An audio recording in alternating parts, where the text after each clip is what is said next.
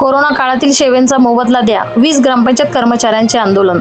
मूर्तिजापूर पंचायत समिती अंतर्गत कार्यरत 20 ग्रामपंचायत कर्मचाऱ्यांनी रखडलेल्या कोरोना प्रोत्साहन भत्त्याच्या मागणीसाठी पंचायत समिती कार्यालयासमोर आमरण उपोषण केले आहे.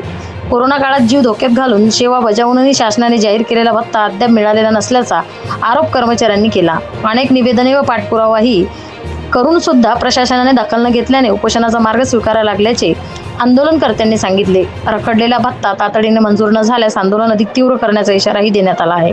महाराष्ट्र न्यूज वन साठी संपादक इस्माईल शेख सह प्रतिनिधी श्याम वळसकर, मूर्तिजापूर. भत्ता हा आजपर्यंत मिळालेला नाही. त्याच्यानंतर 2018 पासून मी कार्यरत असल्यानंतरही मला राहणीमान भत्ता मिळालेला नाही. आणि पूर्ण काम करत असताना सरपंच माझ्यावर इतके हे आरोप करत आहे की आजही माझ्याजवळ नोटीस आहे. कारण की हे 3 नोटिसा दिल्यावर ह्या धमक्या देत आहे की बा तुला काढून टाकी, असं बोलून मी माझे 2 शब्द सांगतो. काय मागणी घेऊन बसलेले आमचे साहेब 19 महिन्याचा राहणीमान भत्ता जो आहे 23 करोना भत्ता 23 महिन्याचा आहे, आम्हाला मिळाला नाही. आम्ही वारंवार BDO साहेबांना सांगितलं तरी आम्हाला तो भत्ता मिळाला नाही. 18 ते 19 लोकांसाठी, म्हणून आम्ही हे उपोषण करण्यात आलेलं. तुम्ही कुठल्या आम्ही ग्रामपंचायत वडगावचा मी तालुका उपाध्यक्ष आहोत. काय नाव काय? गजानन ओंकार प्रसाद पांढरा.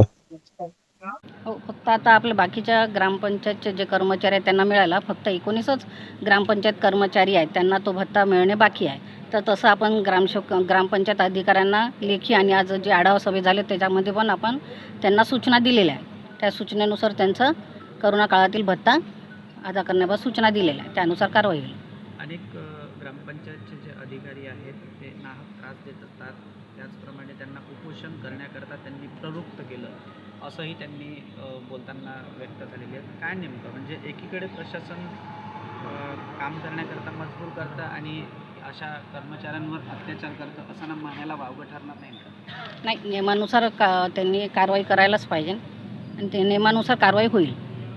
जे असे कामचुकार कर्मचारी आहेत किंवा जे प्रशासनाला कुठेतरी प्रशासनाच्या नावाने दब्बा आहेत, अशा कर्मचाऱ्यांवर कुठेतरी कारवाई होईल का? नियमानुसार जर चुकीचं असेल तर तिथं कारवाई करावंच लागेल. नाही, पण आज एक एवढे उपोषणाला बसले, काहीतरी तर असेलच त्याच्या पाठीमागे. ठीक आहे ना, आपण त्याच्यामध्ये काय आहे अडीअडचणी काय आहे ते पाहून आपण पुढील निर्णय घेता येईल.